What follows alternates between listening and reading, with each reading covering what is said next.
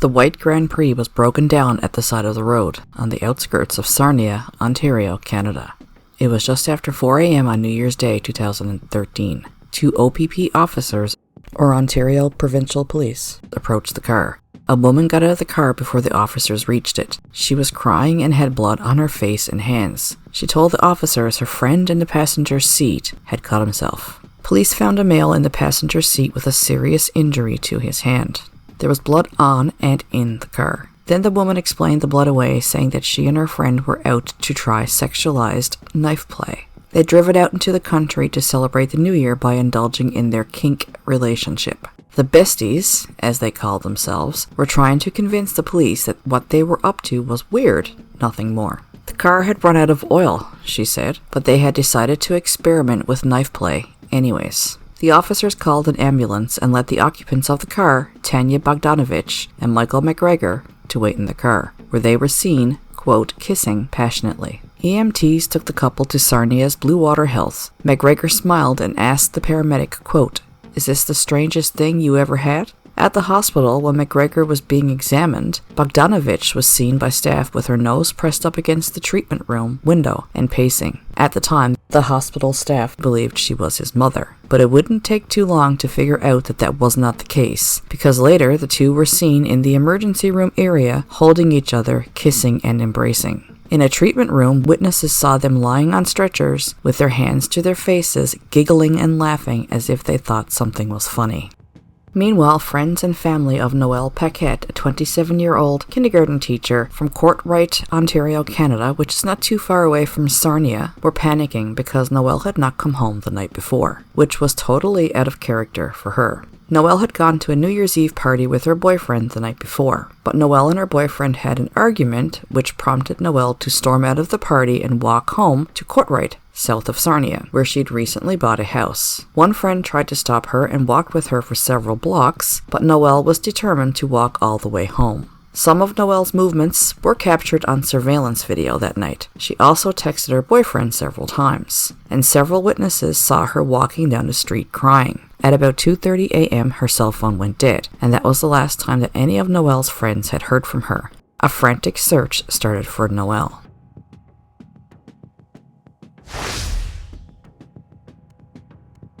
Noelle Marie Paquette was born on December the 11th, 1985. She was just 27 years old at the time of this story. She reportedly grew up in a loving family with both parents and her 4 siblings in Sarnia, Ontario, Canada. She was a teacher and a tutor with the Catholic School Board and had recently taken a teaching position at St. Matthew's School in Sarnia. As well as teaching, Noelle worked at community living and volunteered her free time with the Sunshine Foundation. She enjoyed playing soccer and attending classes at Good Life Fitness. People described Noelle as having a smile that lit up every room that she walked into. Her friends and family say that she loved life, her family, her friends, and was loved by all who knew her. One close friend said that she was a, quote, teacher at the heart of who she was, and that she always took an extra lunch to school for a child who didn't have one. Taking it upon herself to go above and beyond her assigned duties as a teacher. She often supplied meals, classroom supplies, and clothing to students in need. And she was the type of person that believed everybody was good.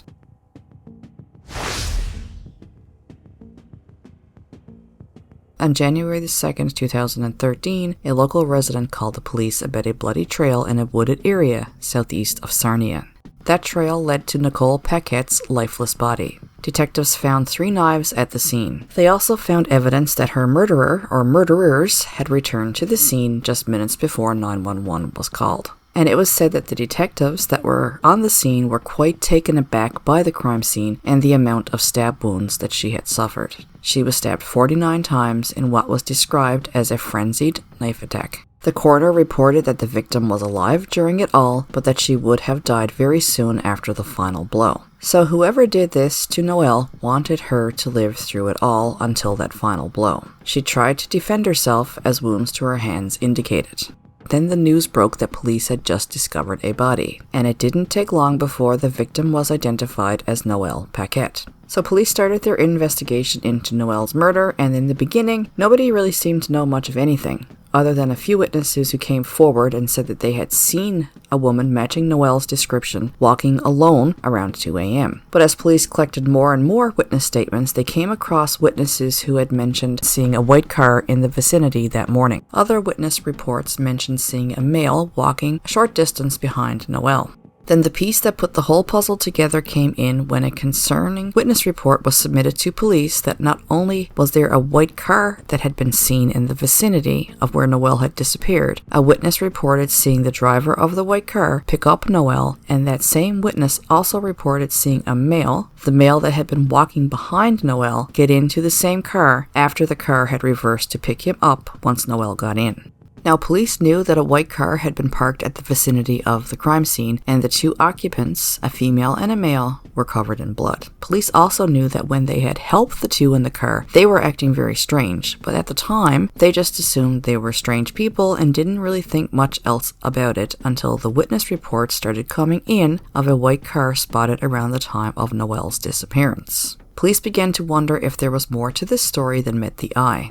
Okay, so let's backtrack to when Tanya Bogdanovich and Michael McGregor were taken to the hospital. So around the same time that they were released from the hospital, their car was towed to the nearby compound. So their original plan was to head to the compound and pick up the car that afternoon for repairs. So Michael learned that his hand would need surgery and that he needed to go back to the hospital the following day for the operation. So whatever happened, they didn't go get the car that afternoon, New Year's Day. I'm actually wondering here if that's because the compound might not have been open because it was New Year's Day, but I don't know if that's what it was. But anyway, the following day on January the 2nd is when Noel's body was found and witness reports pointed to a white car. So police, knowing about the strange encounter with Tanya Bogdanovich and Michael McGregor that were broken down in the vicinity of the crime scene in a white car, asked the compound to hang on to the car so that they could search it. So on the afternoon of January the 2nd, the couple did go and try to get their car, but the compound wouldn't release it, and I really don't know what excuse they used for hanging onto the car. Regardless though, police did search this car. And when they did, they found it covered in red stains, and they found a knife on the floor of the driver's side. So when police had found the couple on New Year's Day morning, they had explained all of the blood away as being related to Michael's hand injury, but now police weren't so sure. At this point, police knew that there was much more to the story than the couple was letting on. That's when police began to dig deeper into their pasts and discovered their relationship and the things that they were into and how weird it all was. Police found texts between the two of how they longed to end the life of a female. They wanted to take advantage of her and then use a knife to finish her off. Police interviewed the couple who stuck to their story that they were friends with benefits, but police kept a watch on the two. And the next day, about 30 hours after the discovery of Noel's body, Tanya Bogdanovich was arrested in London at the hospital parking lot where Michael McGregor had gone for surgery on his injured hand. About 4 hours later, McGregor had left the hospital with his father and was arrested by London police at a hotel in London, Ontario. At the hospital, the two were seen kissing in an elevator. When Bogdanovich was arrested in the parking lot, an arresting officer asked her, quote, "How can you be so calm?" Quote, "Have you ever felt nothing?" Bogdanovich replied. "I know I will never feel anything again." "Will Archer be medically taken care of?" she asked, using her fetish nickname for Michael McGregor. They were both taken back to the Petrolia OPP detachment, and while McGregor maintained his silence during the police interview, Bogdanovich was chatty but wanted to speak to her lawyer first. Police put a woman undercover officer in Bogdanovich's cell. She whispered to the officer that she didn't know what she'd do in jail for the next 18 years, and that the past 4 days were, quote, like a giant house of cards caving in. She told the undercover officer about her love of porn and suggested that she and McGregor were just convenient suspects. She said that police wanted her story, but, quote, her name was Tanya, not Patsy.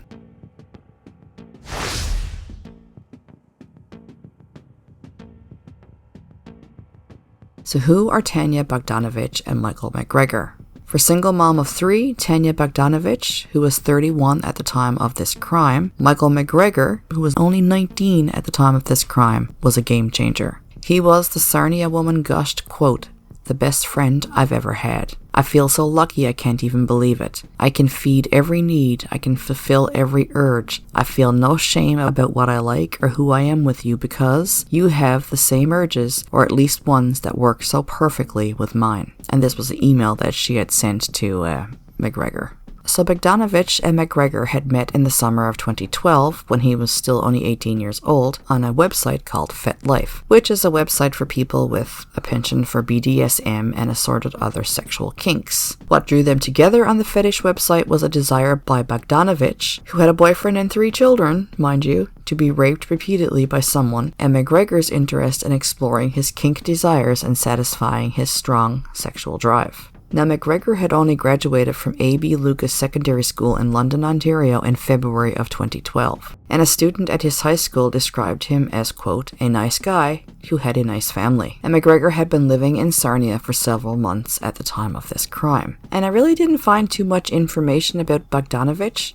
Actually, I didn't find too much information about either one of them, other than that she was a mother of 3, she had a boyfriend, and she worked as a personal support worker. According to her, she and McGregor were, quote, a perfect match and an epic team. Over the following months, they met routinely and posted online about their experiences, adopting the names Sterling Archer and Lana Kane, 2 characters from the animated TV show Archer, and built a following on their fetish blog. The new couple shared violent sexual fantasies and the desire to rape and kill a woman in a forest. One of Bogdanovich's ideas that McGregor came to champion was, quote, forest rape, a fantasy that involved taking her, or eventually someone else, into the woods and brutalizing her, something that was on her so-called, quote, sexual bucket list. She sometimes called herself Mistress Ivy and was the dominant figure in the relationship. Bogdanovich's alter ego was, according to her, quote, mean, cruel, calm, calculated, and completely dominated all situations when she got to be in charge. And McGregor would sometimes dress up as a ninja pirate, while she was a, quote, puma, and she referred to him as her, quote, cub. She also donned Little Red Riding Hood costumes while McGregor played daddy. And Bogdanovich would say that she became the leader in the training of her younger cub, and the couple would role play, then brutalize each other. The activities led to, quote, knife play, and Bogdanovich wrote about her enthusiasm for the activity that included a description of her Canadian Tire bought knife and her new taste for her partner's blood on her lips. Their interests included Bogdanovich leading McGregor around a local mall and college on a leash with his hands cuffed together, and they posted pictures of this online. To also stoke her fetish passions, she wrote tales about sexually assaulting teens. Which I don't understand why that would be allowed. Why wasn't that taken off that website? I don't get it. But I'm also not involved in any types of websites like that, so I really don't know. She admitted she was a sex addict, and for his part, McGregor said that he had a high sex drive and was down for experimentation, and that he, quote, wanted to be broken.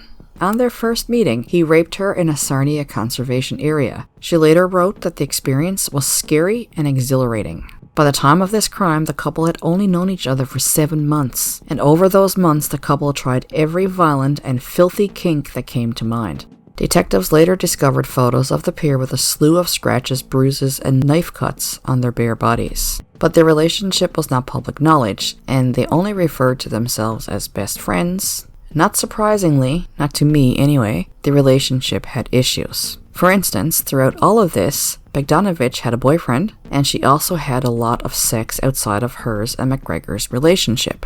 McGregor, on the other hand, was like a puppy dog, and if he stepped out with another woman, Bogdanovich didn't like it. Nevertheless, they claimed to be a perfect match. Still though, jealousy over Bogdanovich's activities with several, quote, playmates, and her upset over McGregor ignoring her, sparked a plan to violently spice things up.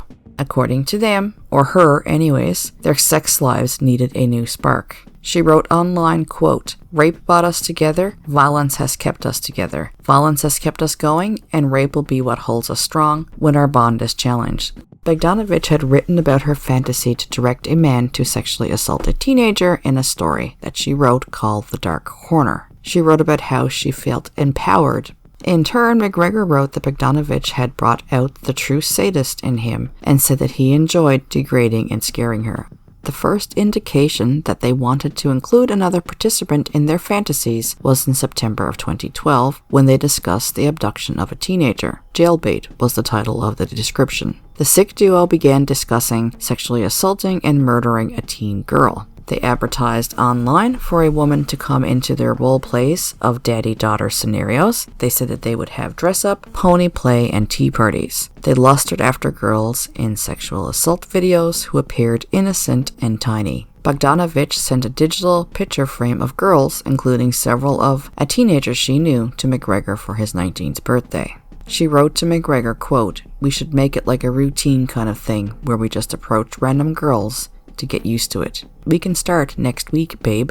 3 weeks later, on New Year's Day, 2013, 27-year-old Noelle Paquette was dead. Bogdanovich had purchased a large knife at a Sarnia home hardware store, telling a pal that the knife made her, quote, breathless. The pair had been trolling Facebook for local teens and even compiled a wish list. And apparently they did have a young girl lined up for New Year's Eve, but for whatever reason, she was a no-show. So the sinister pair decided to snatch a random victim, and that victim would be Noelle. Like I mentioned, Noelle had been attending a party to welcome in 2013. Around 2 a.m., she told pals she would walk home after a fight with her boyfriend. Friends outside the party spotted McGregor about 20 yards behind her as she walked home.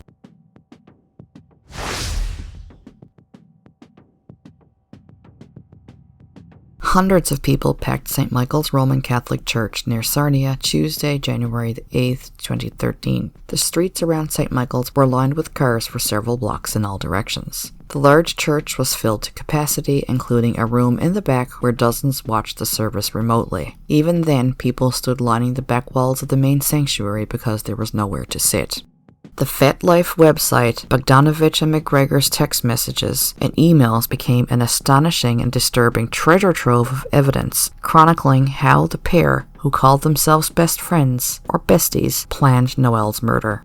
The couple was charged with Noelle's murder, and eventually they both pled guilty to first-degree murder, saving the family from going through a trial. The couple were sentenced in February 2016 to 25 years in prison with no parole. At the sentencing hearing, McGregor was described as thin and clean-cut, who looked barely old enough to shave, and that he stared at the floor. Bogdanovich was said to have gray in her hair, and that she either stared straight ahead or at the floor. The court heard how Noelle had gone to a party with her boyfriend, but stormed out after they got into a fight. She tried unsuccessfully to get a taxi and decided to walk home. She last texted her boyfriend around 2:30 a.m., just moments before she was abducted. Her body was found in a woodlot on January 2, 2013, less than 24 hours after she was reported missing by concerned family and friends. An autopsy found that she had died from the dozens of stabbing and incised wounds that perforated her heart, lungs, liver, and other organs, and slashed her throat. Quote, "It was determined that she was still alive when she sustained these injuries, but would have succumbed rapidly due to their severity." Police found Bogdanovich and McGregor by the side of the road on New Year's Day after their car had broken down not far from the site of the killing.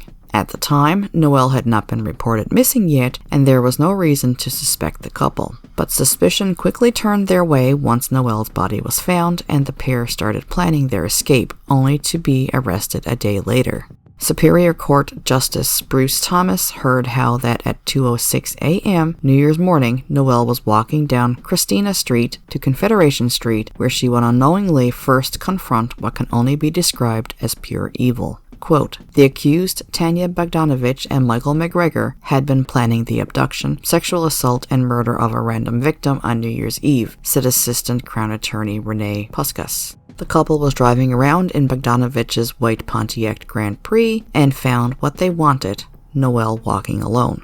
They had a plan. Bogdanovich dropped McGregor off so he could follow Noelle on foot. Then Bogdanovich pulled up to Noelle, and the school teacher got in the car. Bogdanovich reversed and picked up McGregor, and they left Sarnia and drove 18 kilometers into the country. Assistant Crown Attorney Michael Carnegie told Superior Court Justice Bruce Thomas that Noelle was, quote, "abducted at random and was in the wrong place at the wrong time." She was driven to a remote rural road where she was directed at knife point to walk into the woods, and there she was sexually assaulted and brutally murdered in a frenzied knife attack. It was clear she made efforts to fight back, but she eventually would succumb to her injuries in the forest. The pair were arrested on January 3, 2013, the day after Noelle's body was discovered after a frantic search by the public.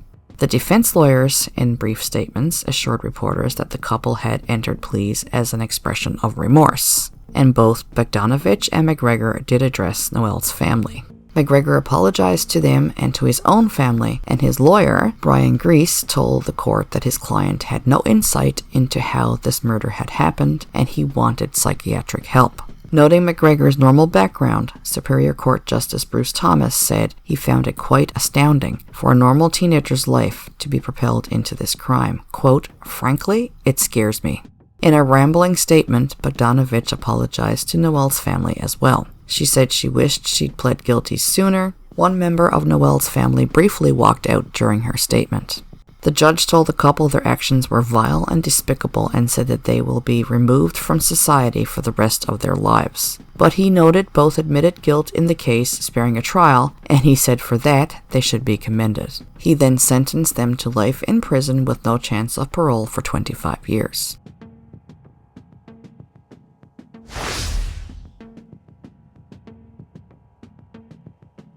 So this is another case that is hard to sum up. It's hard to comment much on Tanya Bogdanovich or Michael McGregor in this one because I honestly don't know much about them, other than that they had some, I'm just going to say it, effed up sexual fantasies. One thing I didn't find any information on was that police had found evidence that the couple had returned to the crime scene January 2nd, 2013, and left just mere minutes before Noel's body was discovered around 10:30 a.m. I wonder why they went back. Anyway, enough about them. I don't want to give them the time of day. They don't deserve it. But Noelle, she does, so I'm going to leave you with some quotes on what her family had to say about her and something her family has started in her memory, her legacy. Nicole Knowles, which was Noelle's sister, said that Noelle was, quote, "a special friend, someone who changes your life just by being part of it, someone who makes you believe there really is good in the world. A sister holds your hand and tells you everything is going to be okay." Her father said that the sentence given to Bogdanovich and McGregor was, quote, "neither an ending nor a beginning. It's a message to everyone to be cautious, but not afraid, to live life to the fullest and to love and be kind. Our memories of our daughter Noelle have given us the courage to live on." And Noelle's friends and family have launched Noelle's Gift, which is a fund in her honor to help students in the area grow up great. On the website, noellsgift.ca, Noelle is described as a passionate teacher who went above and beyond the standard duties of the classroom. And part of the fund's mandate is to help raise money for poverty-stricken children who may not have adequate food, clothes, and essentials.